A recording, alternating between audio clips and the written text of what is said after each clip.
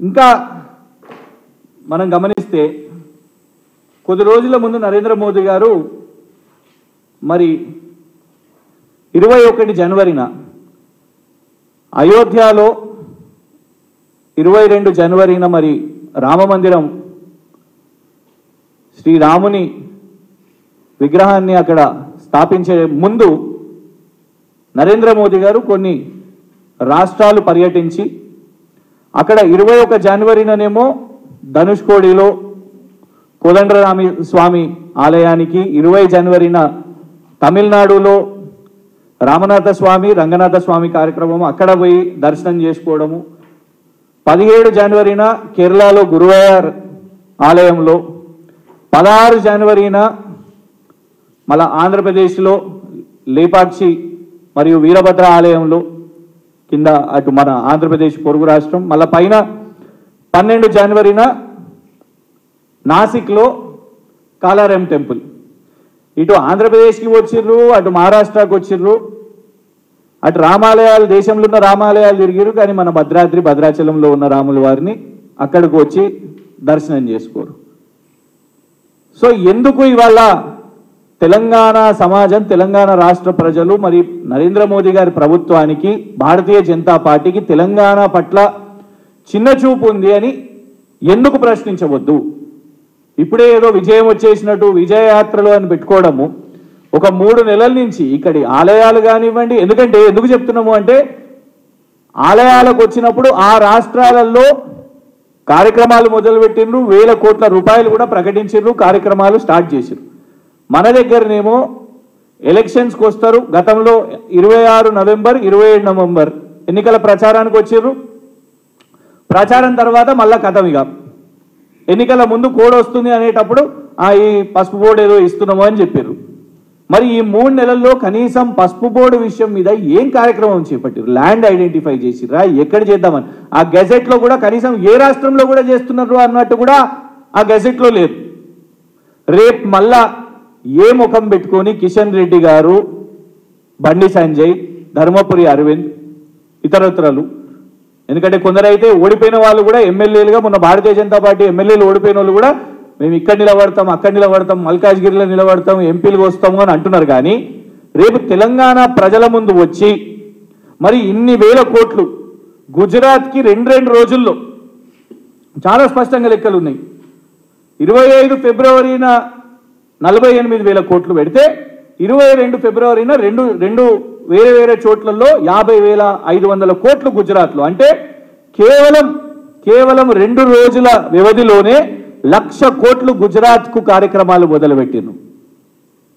ఉత్తరప్రదేశ్లో, మధ్యప్రదేశ్లో, మహారాష్ట్రలో మరి ఎందుకు తెలంగాణలో ఒక్క కార్యక్రమం కూడా మొదలుపెట్టలేదు? రేపు వారం 10 రోజుల్లో కరెక్ట్ ఎలక్షన్ కోడ్ ముందు వస్తారో రారో కూడా ఇంకెవరికి స్పష్టత లేదు. వస్తే కేవలం ఎన్నికల ప్రచారంకే వస్తారా, లేదు ప్రకటించేసి అయిపోయి ఎలక్షన్స్ చేతులు దులుపుకొని మళ్ళీ వెళ్ళిపోతారా? భారతీయ జనతా పార్టీ బడా జూటా పార్టీ అని ఇవాళ అందుకే తెలంగాణ సమాజం గమనిస్తున్నది. ఇది ప్రశ్నించే బాధ్యత బీఆర్ఎస్ది. కాంగ్రెస్ మాట్లాడదు. వరంగల్కు నరేంద్ర మోదీ గారు వచ్చిర్రు. గతంలో వచ్చినప్పుడు రేవంత్ రెడ్డి గారు పిసిసి అధ్యక్షుడు ఉన్నప్పుడు కనీసం ఒక ప్రెస్ కాన్ఫరెన్స్ కూడా పెట్టలేదు. వారు ఇక్కడ లేరు, అమెరికాలో సెలవుల్లో ఉన్నారు. మొన్న కేంద్ర బడ్జెట్ వచ్చింది. కేంద్ర బడ్జెట్ వచ్చినప్పుడు ప్రెస్ మీట్ కనీసం కాంగ్రెస్ వాళ్ళు ఏమైనా పెడతారా, వాళ్ళ గాంధీ భవన్ నుంచి ఏమైనా పెట్టి కనీసం ఖండిస్తారా అంటే లేదు. కేంద్ర బడ్జెట్లో అన్యాయమైన బీఆర్ఎస్ స్పందించింది. ఈ 3 నెలల నుంచి కాదు, మొత్తం అసలు భారతీయ జనతా పార్టీ పరిపాలనలోనే తెలంగాణకు భారతీయ జనతా పార్టీ కేంద్రంలో ఉండి చేసింది శూన్యం. ఇది పార్లమెంట్లో మాట్లాడే ధైర్యం కిషన్ రెడ్డి గారికి కానివ్వండి, బండి సంజయ్ గారికి కానివ్వండి, ఇంకా ఎవరికి కూడా లేదు. కాబట్టి ఖచ్చితంగా ఇదే విషయాన్ని రేపు పార్లమెంట్ ఎన్నికల సందర్భంగా బీఆర్ఎస్ తెలంగాణ ప్రజల ముందు పెట్టబోయే అజెండా ఇదే.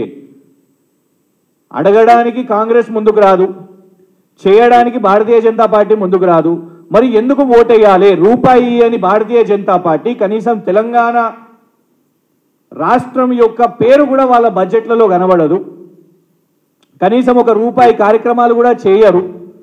ఒక water sport institute, Bharatiya Janata party పాలించే రాష్ట్రానికి వెళ్ళిపోతుంది. ఒక ఫస్ట్ రైల్వే యూనివర్సిటీ గుజరాత్కే పోతుంది, ఒక గిఫ్ట్ సిటీ గుజరాత్కే పోతుంది, ఒక బుల్లెట్ ట్రైన్ గుజరాత్కే పోతుంది, ఒక డిఫెన్స్ కారిడార్ ఉత్తరప్రదేశ్కే పోతుంది. ఇట్లా ప్రత్యేకంగా తెలంగాణ రాష్ట్రానికి ఒక్క ప్రకటన కూడా ఈ 10 సంవత్సరాల్లో వాళ్ళు చేసింది లేదు. విభజన చట్టంలో ఉన్న హామీలు చేసింది లేదు. కాబట్టి భారతీయ జనతా పార్టీకి ఓటు హక్కు అడిగే నైతిక అర్హత లేదు. కాబట్టి ఖచ్చితంగా రేపు నరేంద్ర మోదీ గారు వచ్చినప్పుడు ఇవన్నిటి మీద సమాధానం భారతీయ జనతా పార్టీ చెప్పాల్సిన అవసరం ఉన్నది. తెలంగాణ ప్రజలు కూడా మరి భారత రాష్ట్ర సమితిగా మేము ఏదైతే కేంద్రంలో ఉన్న భారతీయ జనతా పార్టీని ప్రశ్నిస్తూ వస్తున్నామో రేపు ఎవరైనా కానివ్వండి, ఎందుకంటే మొన్న చూసినాం సమావేశంలో రేవంత్ రెడ్డి గారే చెప్పబట్టే వారి నియోజకవర్గంలో కొడంగల్లో సమావేశం పెట్టుకొని కేంద్రాన్ని ప్రశ్నించడానికి ఓట్లు కావాలనంట కాంగ్రెస్ పార్టీకి. అంటే రాహుల్ గాంధీ గారు ప్రధానమంత్రి గారు కాంగ్రెస్ ప్రభుత్వంలోకి రాదు అని రేవంత్ రెడ్డి గారే చెప్పబట్టే. సో ఇక కాంగ్రెస్ వాళ్ళ ముక్కలు వాళ్ళ అలయన్స్ ఏమవుతుందో తెలియదు, భారతీయ జనతా పార్టీ ఏమో చేయదు. సో అందుకే కేసీఆర్ గారి పార్టీని ఎందుకు పెట్టుకోవాల్సిన అవసరం ఉన్నది, తెలంగాణ ప్రజలు నిలదీయాల్సిన అవసరం ఉన్నది. నరేంద్ర మోదీ గారి ప్రభుత్వ వైఫల్యాలను ఎత్తి చూపెట్టే ధైర్యం ఉన్న కేసీఆర్ గారికి, కేసీఆర్ గారి బృందానికి ఖచ్చితంగా ఒక అండగా తెలంగాణ సమాజం నిలబడాలి. లేకపోతే పార్లమెంటులో తెలంగాణ గొంతు మూగబోతుంది. కిషన్ రెడ్డి గారు మాట్లాడరు, బండి సంజయ్ గారు మాట్లాడరు. ఈ 3 నెలల్లో కూడా కాంగ్రెస్ ఎంపీలు ఇటు వచ్చేసరికి వాళ్ళు ఎంపీలందరూ కూడా రాజీనామా, అంటే కేవలం పునరావాసం కోసమే కాంగ్రెస్ ఎంపీలు వాళ్ళు ఓడిపోయారు, ఎమ్మెల్యేలుగా ఓడిపోయారు కాబట్టి ఎంపీలుగా నిలబడ్డారు, తర్వాత రాజీనామా చేసిర్రు. 5 సంవత్సరాల్లో 5 సార్లు కూడా మల్కాజ్గిరికి రేవంత్ రెడ్డి గారు వెళ్ళలేదు, 5 సార్లు కూడా మల్కాజ్గిరి పర్యటించలేదు. ఇమీడియట్గా ఇటు రాష్ట్ర అసెంబ్లీ ఎన్నికలు రాగానే ఇటు వచ్చేసింది. అందుకే పార్లమెంట్ ఎన్నికలంటే పార్లమెంట్లో తెలంగాణ తరఫున ఒక వాయిస్ రావాలి, ఒక వాయిస్ ఉండాలి, పోరాడాలి. ఆ పోరాడే శక్తితో పాటు మీరు ఉంటే ఇట్లాంటివి మనం తెచ్చుకోవడానికి కనీసం కొట్లాడేటోళ్ళని ఉంటారు. లేకపోతే గదే కురుకురే ప్యాకెట్లు, వాటర్ ట్యాంకర్ల ఓపెనింగ్, లిఫ్ట్లో ఓపెనింగ్ చేసుకునే కిషన్ రెడ్డి గారినే చూసే పరిస్థితి వస్తుంది. Thank you.